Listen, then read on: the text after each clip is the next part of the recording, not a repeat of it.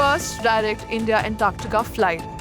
44 years of research, but for what? Earth's fifth largest continent. Atmanirbhar Bharat at the South Pole. Here's why India is doubling down on Antarctica research.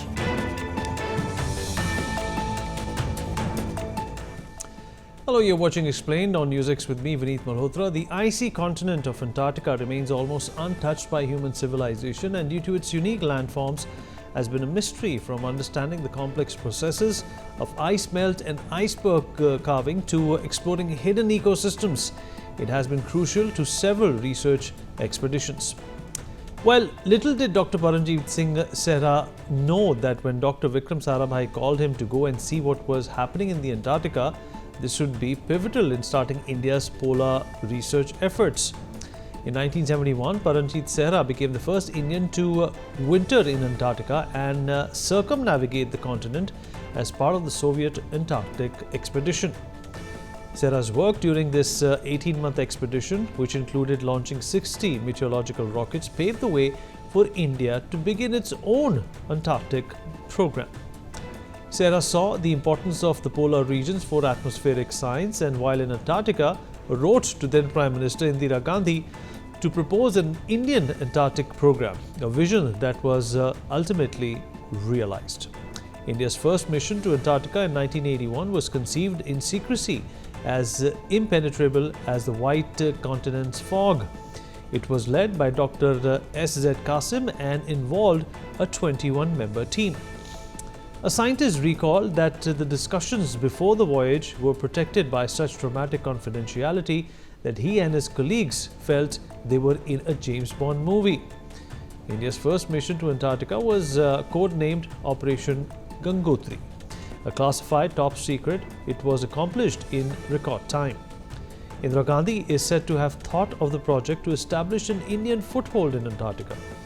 Antarctica by the late 20th century was drawing great attention, being the subject of scientific study and also seeing several nations such as the United Kingdom, Argentina and Chile launching expeditions to establish and re-establish bases. But the 1959 Antarctic Treaty meant that territorial ownership of Antarctica was still wide open, and the 14 countries party to that treaty were operating like a closed club. The strategists behind Operation Gangotri rightly felt that premature disclosure of its intentions would invite unnecessary attention and pressures, even possible sabotage. Only 3 people apart from Indira Gandhi knew details of the plan, all of them essential to the eventual success of the expedition. Heading the Troika was the Cabinet Secretary Krishnaswamy Rao Sahib, the quintessential bureaucrat and a master at the art of keeping the background. Working closely with him was K. Sehgal, Additional Secretary in the Cabinet Secretariat and a former head of the Intelligence Committee. The third member of the Troika was Foreign Secretary Ram Sathe, the suave, accomplished diplomat and a key advisor on the kind of waves an Indian presence in Antarctica would make in international waters. The first basic requirement was a ship capable of undertaking this expedition. Confidential cables went out from South Block to selected embassies, asking them to make discreet inquiries about charting a suitable aircraft.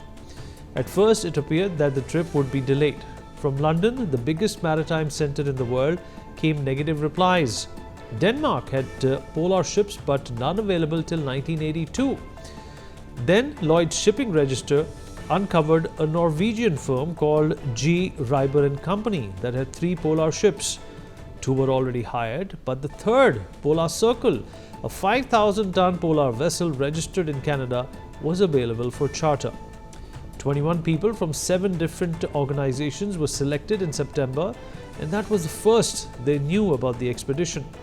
8 were from the Navy, including a doctor, 3 helicopter pilots, and a photographer, Commander Brad, the leader of the naval contingent. The rest were scientists, including 8 oceanographers. The Norwegians, one of the Antarctica Treaty members, were, according to official sources, surprisingly helpful and only insisted on one demand: that the captain of the Polar Circle would be from the Norwegian Navy. The Indian side agreed, and the same month 3 scientists flew quietly into London to buy some sophisticated scientific equipment, for the expedition, which was unavailable in India. Meanwhile, back in Delhi, Operation Gangotri was proceeding smoothly. Most of the equipment required for the expedition, including the dehydrated food, was available in the country. Perhaps for the first time, a major government expedition was unencumbered with normal bureaucratic hurdles. On November 26th, the Polar Circle arrived in Goa, and frantic but unobtrusive preparations were made to load up the equipment, including 2 naval Alert helicopters, and get on with the expedition.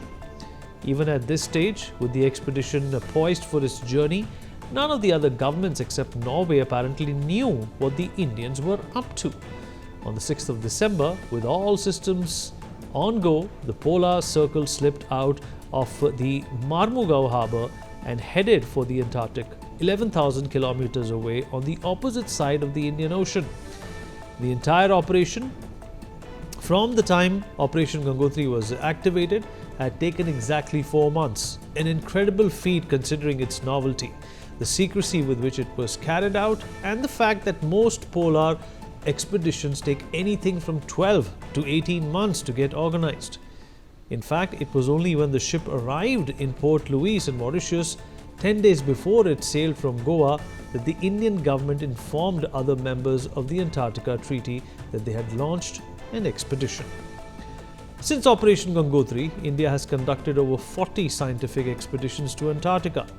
Established in 1983, Dakshin Gangotri is now a supply base and was the first Indian research station in the region. Established in 1988, Maitri was India's second operational research station. Established in 2012, Bharti is India's newest and most advanced Indian station. It is also used by the ISRO for its Earth observation satellites. On 2nd October, India added another chapter to its 4-decade history of exploration in Antarctica. A heavy-duty IL-76 Russian cargo plane embarked from Manohar International Airport in Goa, and this was India's first ever direct air cargo mission to Antarctica. The shipment was 18 tons of scientific equipment, medicines, provisions and essentials to India's Bharti and Maitri research stations in Antarctica. This mission marked a significant milestone for India's polar research program.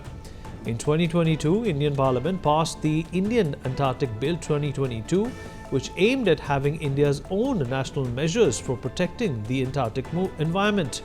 Here's what he had to say.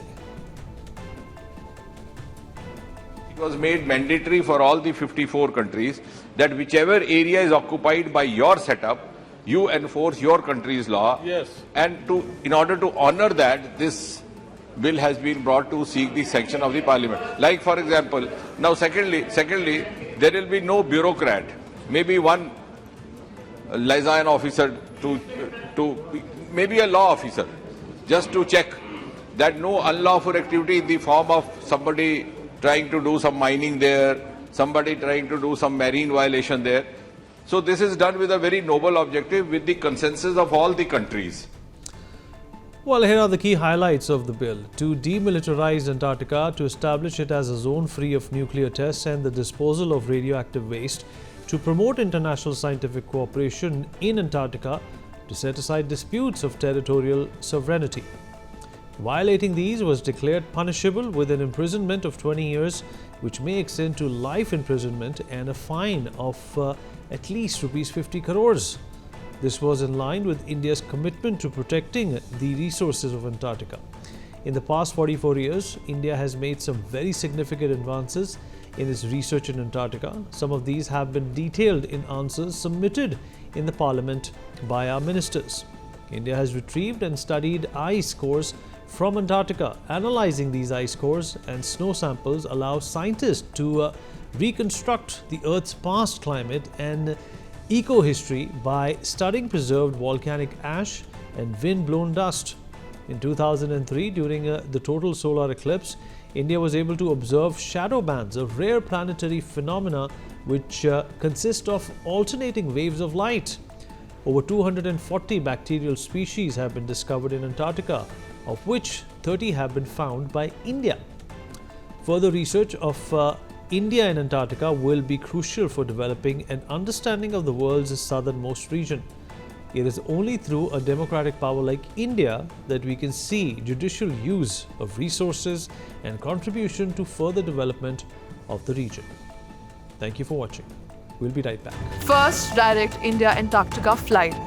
44 years of research, but for what? Earth's fifth largest continent. Atmanirbhar Bharat at the South Pole. Here's why India is doubling down on Antarctica research.